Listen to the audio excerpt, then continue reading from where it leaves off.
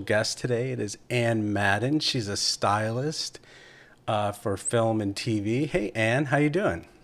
Hi, Shawn. How are you Hello. over? Well, I'm kind of envious because I'm in my apartment in Atlanta and it's probably 90 degrees, and you are in Palm Springs in the sun sitting outside. Yeah, Is it Palm Palm Desert Springs? Palm Desert. Valley, same valley. Just this is kind of this town was sort of hip in the Frankie Dean Sammy days, so it's a little more retro Okay. and some older entertainment people. And then Palm Springs is, as you know, like the kind of more hipster end of town. Yeah. Yeah. Okay, so we're going to get to your story and hear about how you got started and how at one point you worked with J.J. Abrams and show some of your clips and just have a fun conversation. But first, I just have to get to a couple of ads. So I am going to go full screen and I'll come back in like a minute, okay? Good thing. All right, I'll be right back. Hey, everybody, I'm just going to talk about my partners here real quick. This is Restream. Restream is a service that takes your live and sends it to several places like YouTube, Twitter, and Twitch. It's an amazing service. It also has a live studio that you can roll in clips and pictures and music. Check out Restream. I have a referral link in the live that you're watching right now. And also, I'm going to come back here, and also you can see in the top left, I've got a logo for GVN. That's Geek Vibes Nation. They are a network that I belong to. They've got sports, tech, games, all this crazy stuff, and I'm part of their network. And they show my YouTube episodes and my lives and my audio podcasts, and it goes out to a lot of people. And then the last thing is Ecamm is the software I'm using right now. They're a partner, and they have a referral link if you want to check it out. That's how I make this little Jimmy Kimmel internet live TV show. So, and you're wearing. I told you offline that you are the first guest to wear sunglasses in an interview. I think it's awesome. I love Well, the sunglasses. no, it's when in Rome, it's the desert folk, you know. Do you feel dehydrated in the desert? Like you're I feel like But when I go for long walks, like I feel like my legs are matchsticks because I'm just so dehydrated. that's true, sure. But round about this time of year, you only go walking or hiking at sort of, after dark, like 10 or 11 o'clock at night. So I'm super excited because tonight's the full moon, Mm. and um, at night all the snakes go to sleep, and and you just drink lots of water. Yes. Yes. Very cool. Okay, so I'm going to ask you the first question that I always ask everyone, which is, how did you know you wanted to be in the film and TV industry? You said a little bit about it in your bio, going to Sarah Lawrence College. How did you know that you wanted to do this, be a stylist for a living? And can you also tell everybody what a stylist is and what a stylist does? Sure. Um, so at Sarah Lawrence, the reason I went to Sarah Lawrence was I was really into Joseph Campbell, Okay. and I think I first read about him in, like most people, in like a Star Wars interview article in like a movie magazine. So I went on up to Sarah Lawrence, and there was a theorist there, Gilberto Perez, and he was very much in like a kind of Pauline Kael, New York Times School of um, Film Criticism and Theory at that time. And he was my assigned advisor. And he was a Cuban refugee, and he actually was friends and colleagues with Nestor Almendros, who, Days of Heaven and Right. um, all those Barry Malik movies. Yeah.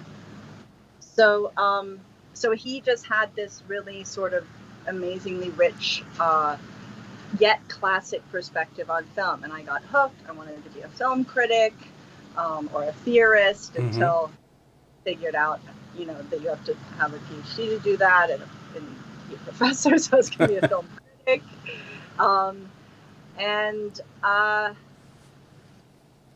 from there I worked on a student film at the National Film and Television School in London. Okay. And when I was there for a year abroad, and I got hooked by the set life, the whole team slash pirate ship, everyone banding together. Right. So much effort, so much work, so much energy towards, action, and then we all just stand around. So that whole sort of play of extremes really appealed to me, and so I just followed that on. Right. And so after school, because I didn't know this about you, I knew that you had done these very high end commercials, and I had seen some clips that you had done, and they were beautiful. And that's why I contacted you, because somehow I found you online. And, but in your bio, you talk about early in your career working with J.J. Abrams and Baz Luhrmann. And I just have to ask, did you meet JJ? Did you talk to him, or were you on the set working for him? What was that like? Because he's obviously, I don't want to say he's a hero of mine, but I just love his work. Oh yeah, he's he's a master of our generation and time, which is so so nice and comforting. So JJ actually went to Sarah Lawrence. I didn't know that. So I might have sort of seen him around at the time. Of course, we're all just kind of all wearing sweatpants and big glasses, so who knows who anyone is. Right. But afterwards, no, it was completely always online, and mostly photos. Just kind of after the initial brief. Maybe we'll go chronologically. Sure. So, photo researcher, one of my first jobs. At the same time, I was also a substitute teacher in LAUSD, dog walker. Okay. And I searched some other jobs to do. So photo researcher isn't a union job and doesn't pay so much. Caveat. So still doesn't. So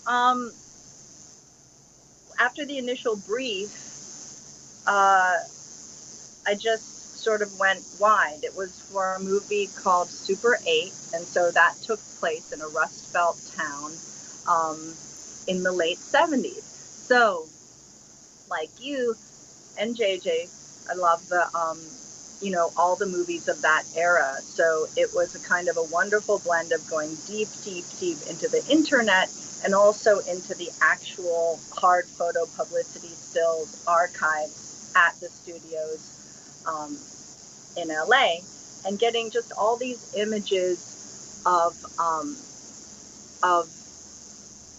the era, both very authentic, as in ordering yearbooks on eBay from the actual region, Right. and just and any sort of whatever Evans City High Gazette. Just anything, any paper material that's not on the internet of real life stuff, and then movies, amazing movies of that time, sort of. The exact era was late 70s, but I kind of went like Bad News Bears to E.T. Okay. So went wide. Right. Because it's a Rust Belt town. So they're not wearing LA clothes. Right. Or even, Scranton, Pennsylvania clothes. They're wearing so it was kind of like, okay, JJ, okay, late 70s, all the movies he loves for years. And at Sarah Lawrence, there's a great tradition of watching back-to-back Twilight Zone, Star Trek, and Get Smart. In that order, ran for years and years on some, kind of station in New York. And right. So sort of looking at the images through what I assumed was his mythology, and then, but also through these yearbooks and actual historical procedures, like, it takes a fashion trend to 2 to 3 years at that time without internet to get to a Rust Belt town from New York or LA. And it goes through a lot of different lenses and interpretations. And so what does it look like when it lands there? Plus, how can we make it iconic and mythic like those, great films did? Right. I love that movie, Super 8 by Yeah. JJ. And my question to you, Anne, is after you did the research and you presented all these materials and movies and yearbooks, did you see your influence in any way in the movie? Did you see a scene where you're like, oh my God, I know they used my yearbook, or oh my God, I know they. Yeah, that shirt or her hair, maybe, Yeah, yeah. yeah, tiny moments. But, what we kind of love about filmmaking too is that it's such a stone soup, so it's Hmm. like, I don't know, I brought a carrot, but someone else brought carrots too. Who knows who's, Yeah, so who it's knows what carrots they ate, yeah, or used, yeah. actually who's, and so that's why the cast and crew screening is always like my favorite part, because it, the energy has now gone through all of us, many, many months, in case of director, producer, years. And then there it is. And then there we are, and usually with a loved one. And it's just like, it's the best. It's like, it's, it's just a very kind of tribal, nice feeling. Yeah, it's amazing. It's hundreds of people, sometimes thousands of people come together to make one vision come alive. Um, Yeah. but can you tell us or tell the audience what does a stylist do? Because I just interviewed an art director who worked on some films, and he was talking about the world. So he was talking about, he used to be an architect. His name's Justin O'Neill Miller, and he just worked on Christopher Nolan's Tenet and The Rock's new movie, Black Adam, and he worked on The Walking Dead and a bunch of other stuff. But he was saying that this new Rock movie, Black Adam, has a world unlike anything he's ever seen before. And he was talking about, he worked on Doctor Sleep, which is the second Shining movie, and he said he had to go back through all those architectural drawings and recreate sets and all kinds of craziness. So you're more doing costumes, or are you still also part of the world when you're a stylist? Are you doing the world, costumes, or both? Well, um, these days, and actually pretty much your whole career, I've always done everything, you Okay. know. Um, so at first you'll just sort of just grab onto anything to get the experience, and I very much wanted to go the union route, and so that's where I went, and after a while of grabbing everything and working like 80-hour weeks, and half the time for free because you're starting, and all of that, it kind of got to a point where I can sort of choose the work that I take. And so films are fantastic, but they're very long. They're several months. So in between the short format of commercials and photo shoots, celebrity, and styling, that styling basically is a kind of nice part of the salad. So I've always done everything. Costume design, assistant costume design, and styling. But if to separate them, I would say styling is sort of more of the moment and uh, expressive of the actual person. So Okay. you're doing a shoot with an actor, you're getting clothes that expresses who they are in the public eye, and hopefully something revelatory and something new and something everyone loves. Whereas costume is, starts with the script, starts with the character.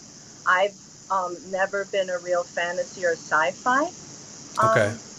person. I've been, and maybe that's because of the visual research, I've been an inside out psychological person. So, I think that what we choose to wear is maybe the only universal, consistent daily creative practice everybody has. And even if you're saying, I'm not into fashion, that's still, you're saying something. So I love that kind of design, where it's like I'm not designing a garment. In fact, sometimes I'm finding an image of a garment and recreating it with some tweaks. But, I'm pulling it out of the cultural soup, and then what I perceive is the psychology of the character. So I'm much more a scavenger hunter than I am like give me this fabric and, something here exists that's never existed before of the moment.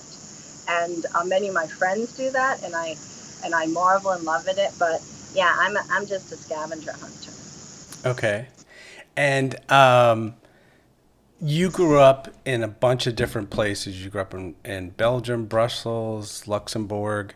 Do you feel like that influenced your style as far as being a stylist, influenced the way that you see things, or influenced because you were,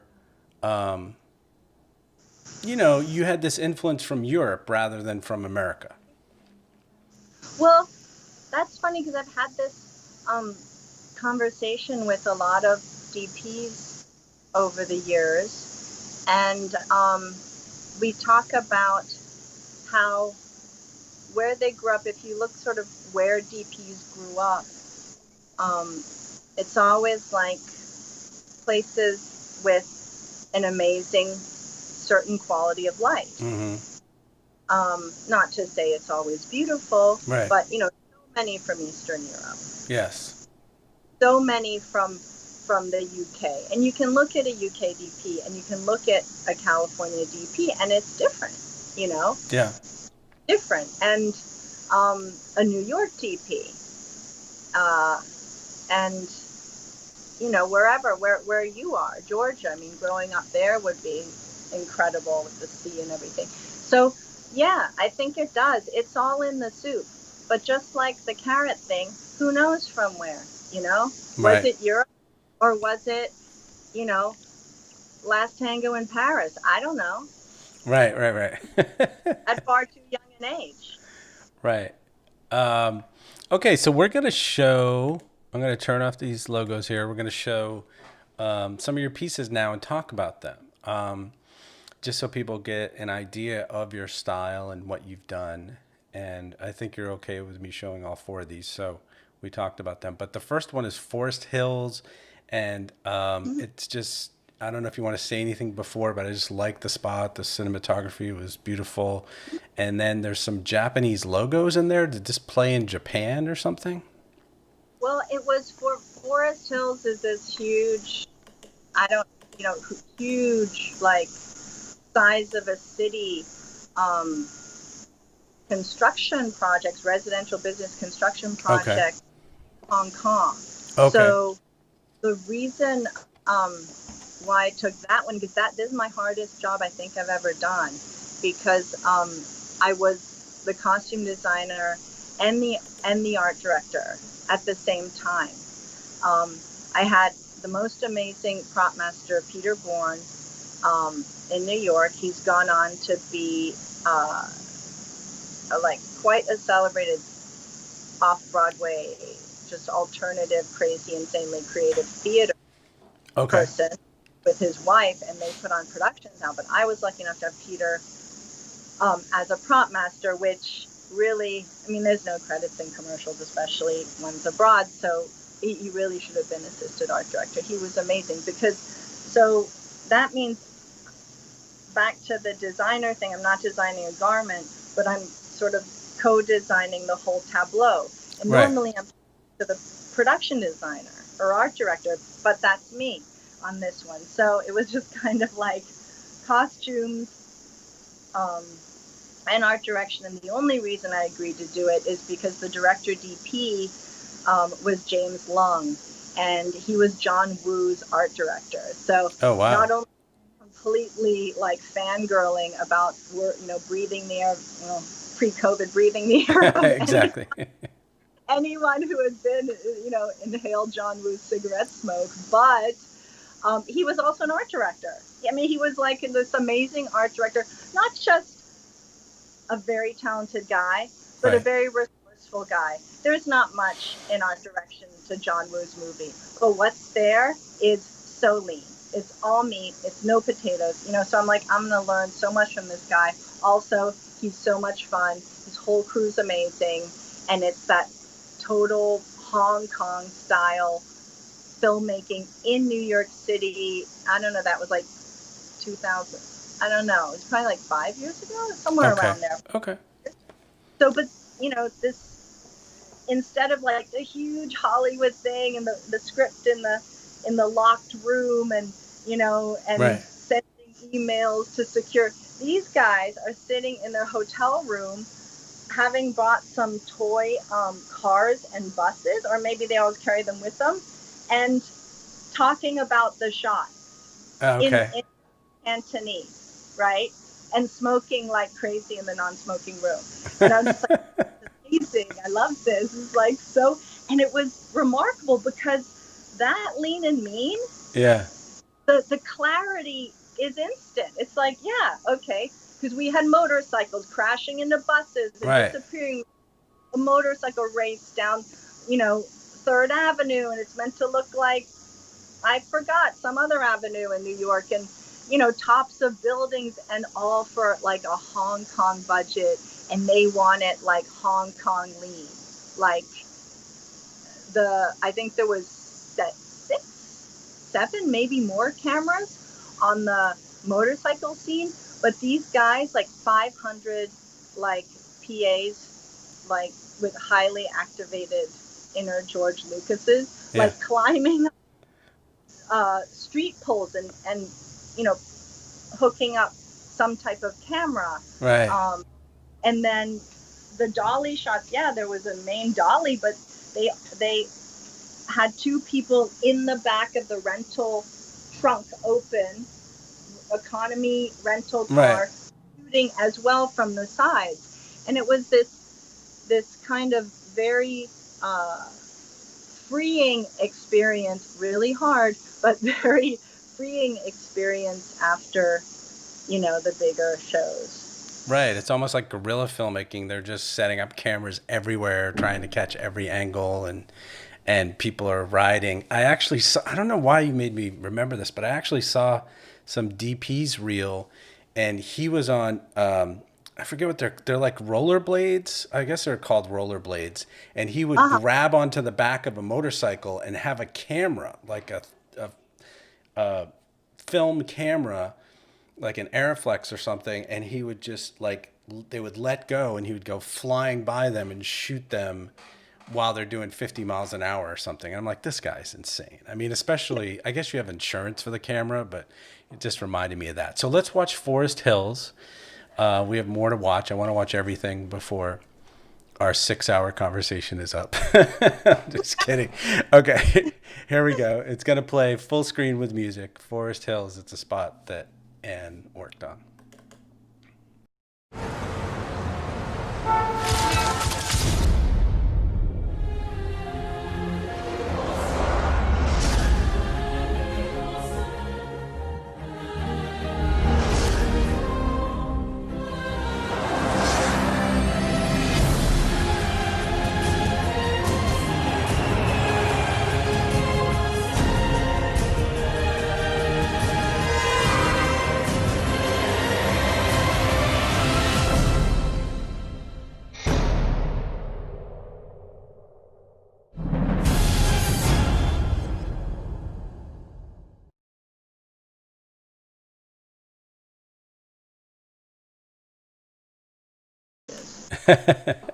Okay, so we were talking off screen a little bit. I don't think they hear us talking off screen because it goes to a separate track. But yeah, it's very cool. I'm a video editor. So when I see that and I see a lot of your spots, I'm like, that's the way I like to edit. It's like a million cuts and MTV-ish, you would call it, or something. And so many times, even with Turner Sports, but other clients, I'd sit there and be like, what do you think of this? And they'd be like, oh my God, it's so fast. It's so crazy. I love that sort of fast editing. I love the Bourne movies with the frenetic camera and cutting, and so that's The very cool. green grass knows how to do that. Yeah, yeah, it's very cool. So our next one is another sort of cool. You've got these cool slick spots, but then you've also got, the feel good spot about the hospital, and then the twist thing, which is totally crazy with Owen Wilson, and we'll talk about that in a second. But I love those kind of wacky commercials. But this one is kind of long. This is 3 minutes, so I only do a couple minutes. So I'll find a good out and we'll come back. But this is very slick, and I'm sure you have a long story to talk about it. Find a good out, Shawn. Huh? Find a good out. I'm gonna find a good out. All right, here we go.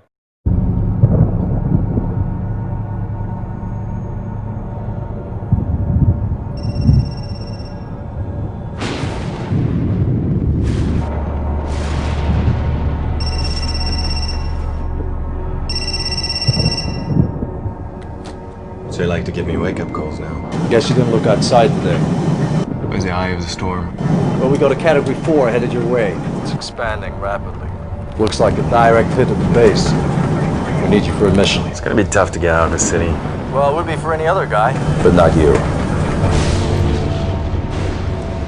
We need to get him out. Give me exit plan B.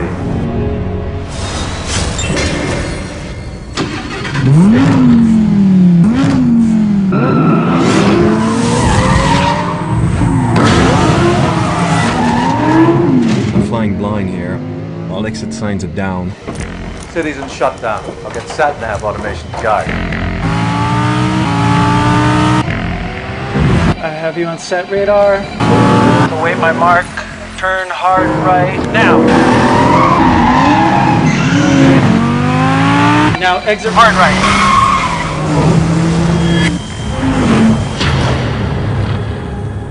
Head east. Flight leader will help chaperone your exit.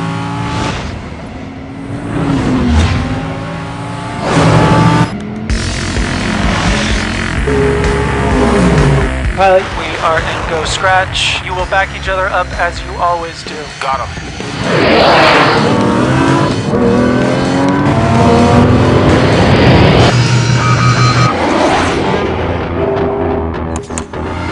What's going on?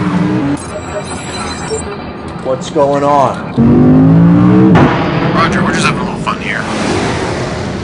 By the way, this car feels like... What's that word? Fierce. Stay on point. See the radio tower at 10 o'clock? Okay, I found an out. It's a beautiful spot, but it keeps going.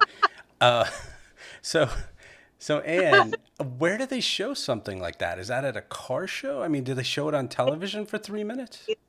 You got it. You got it, Shawn. That was for a big car show. I forget the name of it, but I recall, I think it's in Switzerland, but it's Europe, and it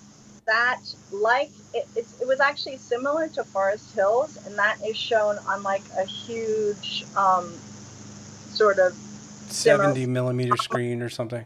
Yeah, and it's sort of interactive. Oh. And so, the people walking around, remember seeing the mock-ups for the one in Forest Hills, and sort of people are walking around with this Blade Runner style massive screen. Sort of Okay. all around the space. Yeah, immersive, like 360, 180 degree or something. So can you tell me, that was very much like Mission Impossible or one of those movies. Like, did you have a meeting and did they say, okay, we want to make this look like Mission Impossible and we're going to use these high speed cameras, and it's almost like Top Gun 2 with the jet planes. And how did you style that spot? How did you come up with the look for that spot?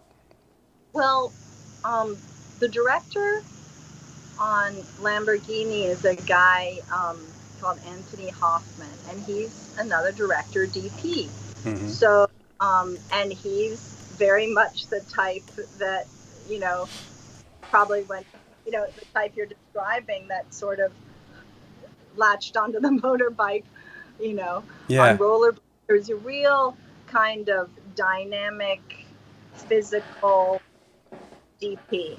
Like Okay. what DPs when he's looking through the camera, you know, that's all that exists. But at the same time, Anthony is, on top of, a huge crane, and she comes from a lot of car commercials Okay. for years.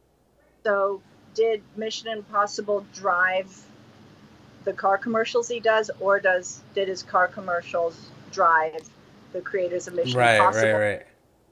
Perfect marriage of that, advertising influencing cinema Yes. kind of. He's South African. He's all his stuff is very much that Mission Impossible style. Mission Impossible more than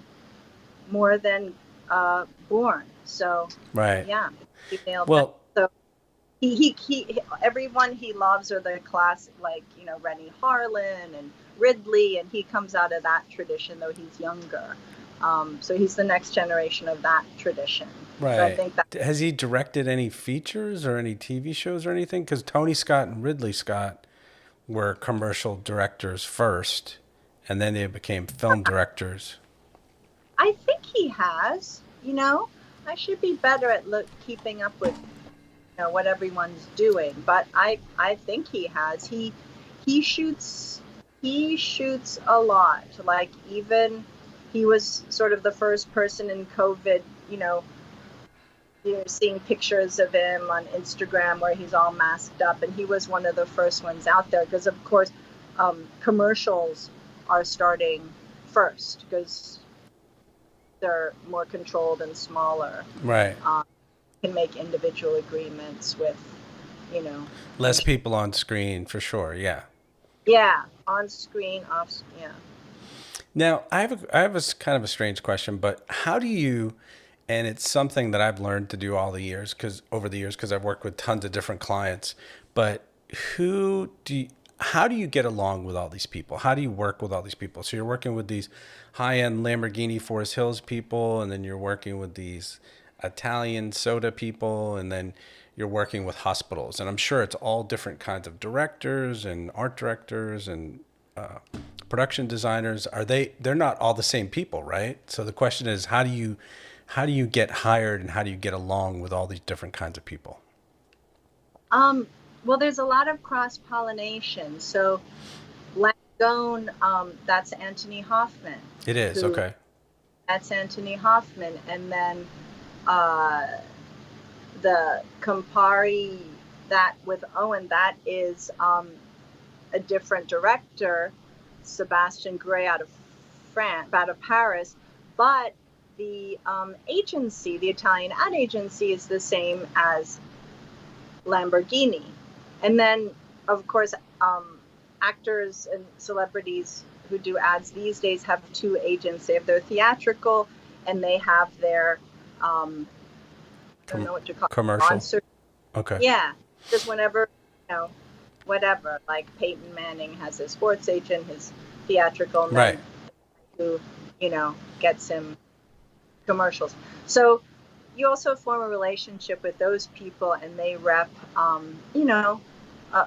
bunch of different celebrities usually. And so if the director doesn't have a firm pick for the stylist or the costume designer, often they'll suggest. Okay. But it's just all through. Almost like word of mouth. Yeah, it's word of mouth. Yeah, that's what Justin and the art director and several other people said, that they haven't applied for anything in 20 years. It's all been like, okay, well, Justin, are you available for this movie? And are you available for this movie? It's all word of mouth and reputation. Yeah, pretty much. It takes a while, but yeah, that's what it ends up being. Okay, I was going to do this last, but I have to know, because I love Owen Wilson. I love the Wes Anderson movies. Did you talk to him at all, or did you see him on set, how he was behaving? Was he just awesome, or am I going to be displeased at his behavior? No. He is awesome. in every way you'd expect and more. You know, a lot of people, like, to speak to what you're saying, you kind of have this idea of them from what you've seen on media, and then you meet them, and you know, sometimes it doesn't match. But in Right. the case of, it really does match, like the kind of intelligence and the sense of humor and the kind of gentle subversion and just the, you know, the goodwill is really just there all the time, all Right. the time. I mean, thank you to everyone, please to everyone, but beyond that, just a real, a real sort of interest and perception of what everyone's doing at all times. Right. Like, I think he's a bit of a scavenger hunter too, so he's just kind of watching the human,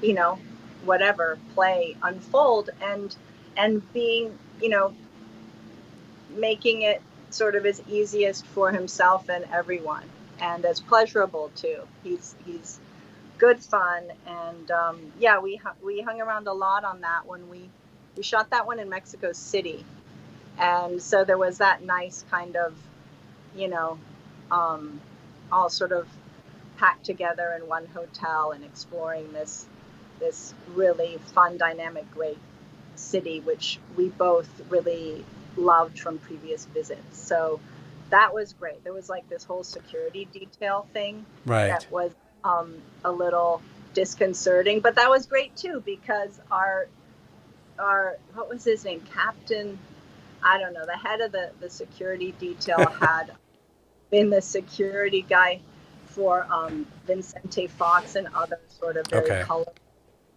Mexican presidents. So that was super interesting, and yeah, he would live up to sort of everything. Oh, good. I'm glad to and hear that.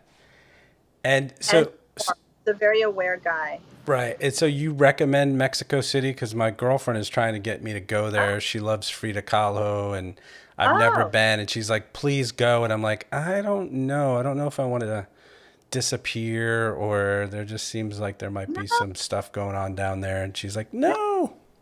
no. First of all, and I mean this sincerely on camera here. Yeah.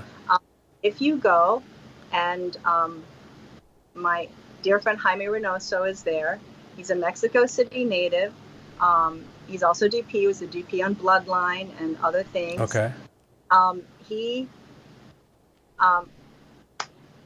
you and he will meet. I'll put it together. So you recommend it, highly recommend it, because the culture looks amazing and the food's amazing.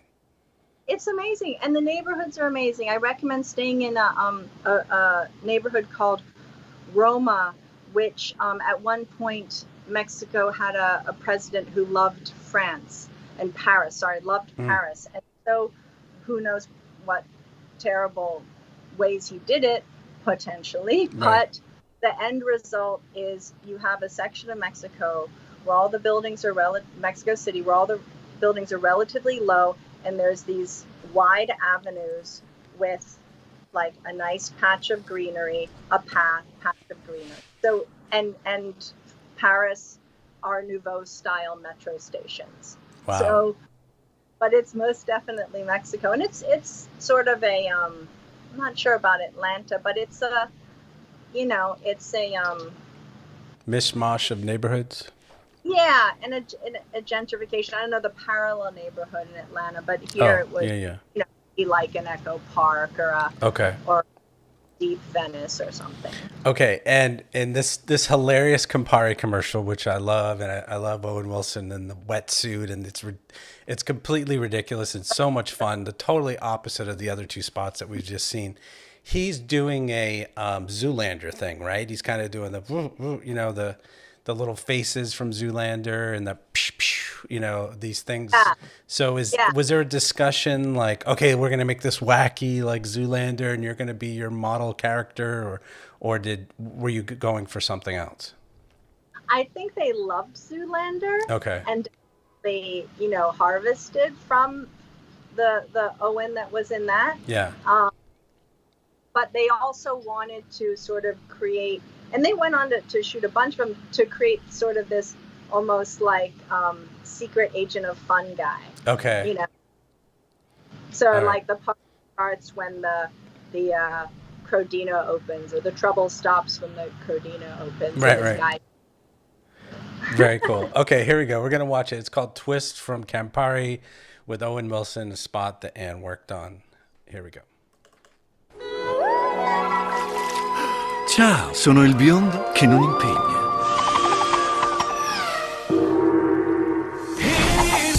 Ma qui ci vuole un twist. Cosa c'è di meglio di un crodino twist? 2 crodino twist. Il biondo non sbaglia un colpo. Un nuovo crodino twist, l'aperitivo per tutti, ha il gusto dei frutti.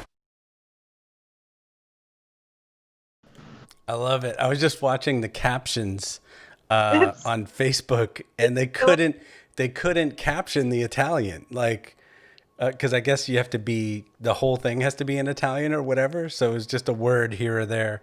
It was very funny. So it's probably, yeah, it probably works as a silent movie. Yeah. But that was fun to work on. Oh, it was so fun. I mean, filmmaking is absurdist. Mexico City can be super absurdist. Mexicans love absurdism, and so does Owen. Owen adores absurdism. So it was great, and you should go. I mean, if your girlfriend loves art, I mean, it's next to Paris. I'd say in the Western Hemisphere, Right. it's the most sort of vibrant museum scene as well as art scene, and that carries over to the design of the restaurants. Carlos Sims was this huge collector. He's got amazing architecture all over the place, Right. full of, if you like contemporary. I do. I like Basquiat. Basquiat's my favorite artist. I'm obsessed with Warhol and Dali, and I like all kinds of modern art. There's this new artist called Hebrew Brantley that I love. He's out of Chicago. Yeah, and he does some stuff that has Warhol and Basquiat in it, but he also does a lot of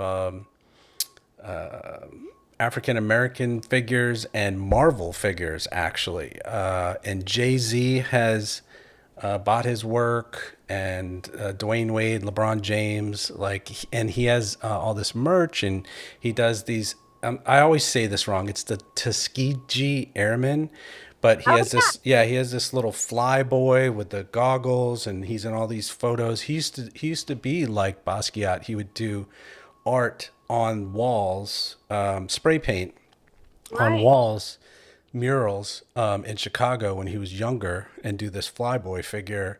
And now some of his art is in Chance the Rapper videos. I just love him. He's the closest thing to Basquiat and Warhol and that kind of feeling that I've seen in my lifetime. And I absolutely love his work. They had an exhibition at the Chastain Art Center in Atlanta. I brought my kids, and they loved it. They absolutely loved it. So, yeah, but I've been all over Europe. I have been to, I think, Guadalajara or, no, I've been to Tijuana.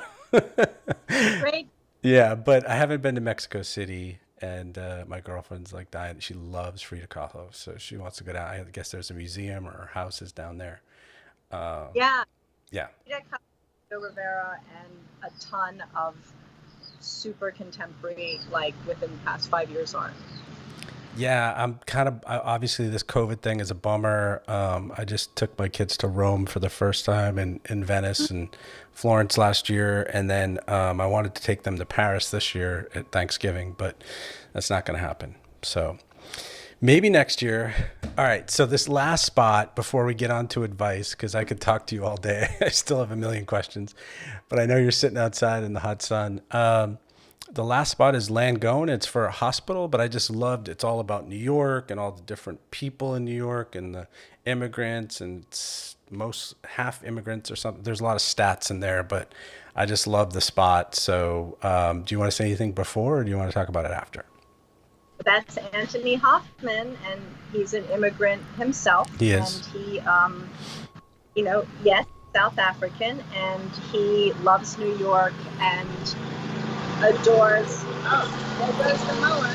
Adores The mower. adores the diversity of New York in casting, and he's also a DP director. So his notes on the costume was like have a lot of pops of color so that we can see them moving through the landscape of multicolored New York. Right. It's awesome. Here we go. It's called Langone, and worked on this. Did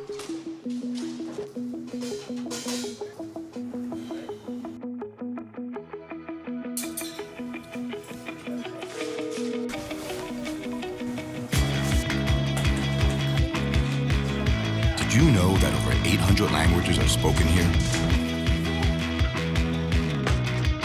Or that more than a third of the people who live here were born in another country? New York is the original melting pot. We don't care where you're from.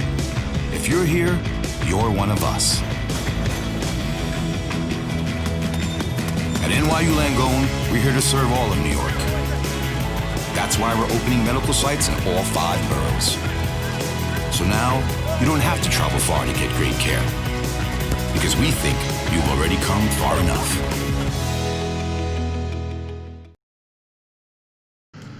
Very cool. I am late coming back to the 2-shot of us because I'm always watching your spots, and I probably shouldn't be. But that's so cool. It's a really cool idea, and I had a conversation with some sports people about the NBA boycotts, and I love the idea of how New York, you could be from 100 different countries, but you're a New Yorker. And I love the idea of the sports team that no matter what race, color, religion you are, you're a Laker if you're on that team. And if you're a Celtic, you're on that team. And it doesn't matter, that you're all part of a team. And that's the way I wish we would think about it in the United States and even the rest of the world. But it's a very cool idea that when you move to New York, you become a New Yorker. Yeah, that's I think that's really what we set out to capture, and I'm actually really proud of that one. That might be my favorite, just because I think it really says so much about those people and the city in such a short time. And Anthony is an immigrant from South Africa to America, and so he's also experienced apartheid, and for I think until he left, maybe in the 90s or maybe even 2000. So he's super, for someone like him to then be able to sort of make this commercial and celebrate what you're saying, what makes New York great. It's the friendliest city in the world. As long as you love it and you're yourself and you're a New Yorker. It's sort of like come on board. Yeah, you don't have to live there for years, or you don't even have to live there for a day. If you love it and you want to stay, you're a New Yorker. Yeah, I lived there for 7 years in the city and 5 years in the suburbs. I also lived in San Francisco and Boston. Went to school to Emerson College, but I do love the cities, man. I've been in the suburbs in Atlanta for 15 years, and I just moved to the city a year ago because my kids are about to go to college. Right. And man, I just love city life. It's just so many different kinds of people and cultures around every corner, and you're all intermingling, and there's energy. And we walk on this place called the Beltline, which is this long path through the city.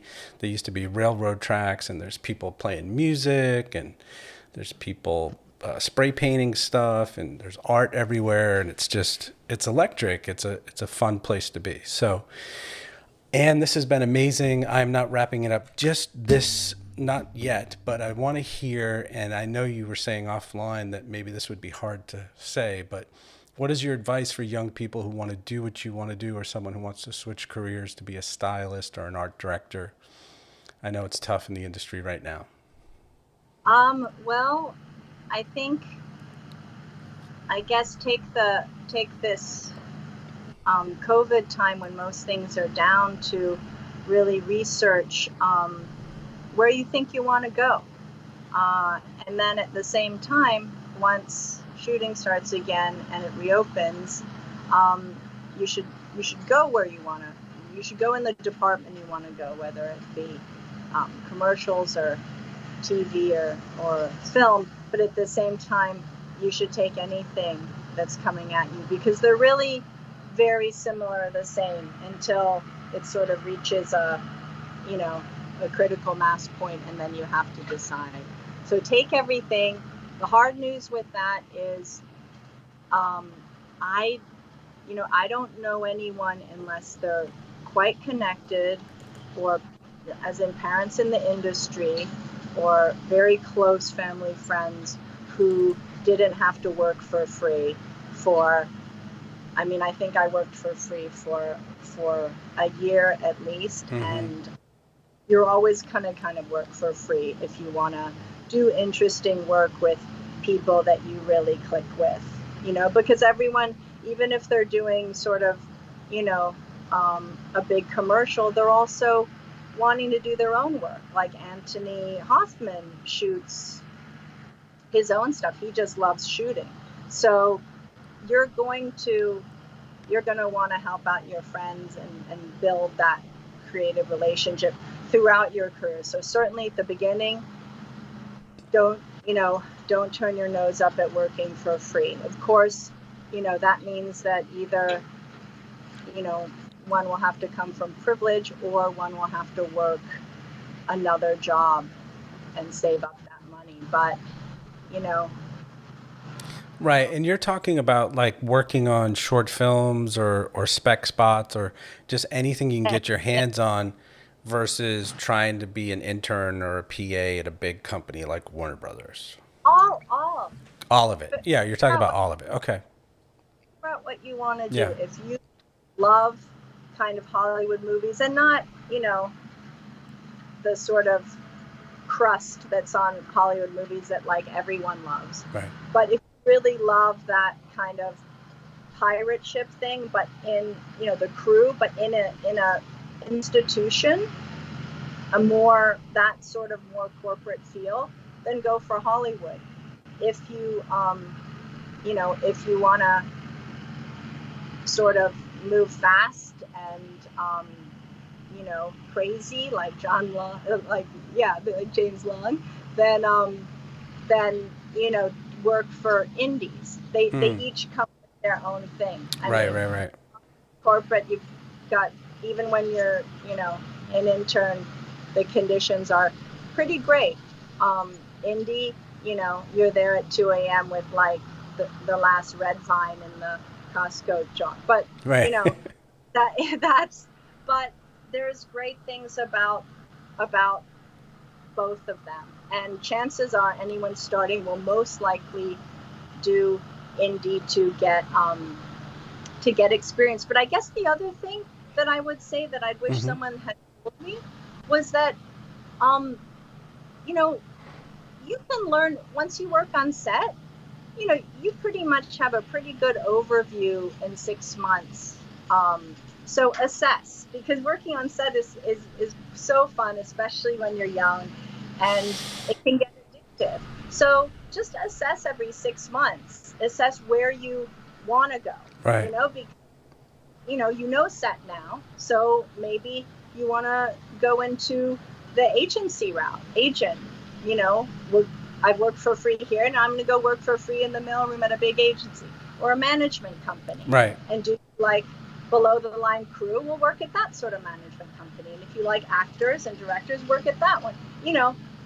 But just assess every 6 months, because it's such a fast ride, and it's so consuming, and it's so fun that you will blink, and lot of years will have gone past, and so it's good to be ready to make your way. Figure it out. Well, Anne, I'm exhausted. You have so much energy. You're a great guest. You're a great person to talk to. I love what you do. It's all beautiful, and the Campari thing is so fun. I can't believe you sat outside this whole time. I would totally melt outside in the sun. I'm going to the now.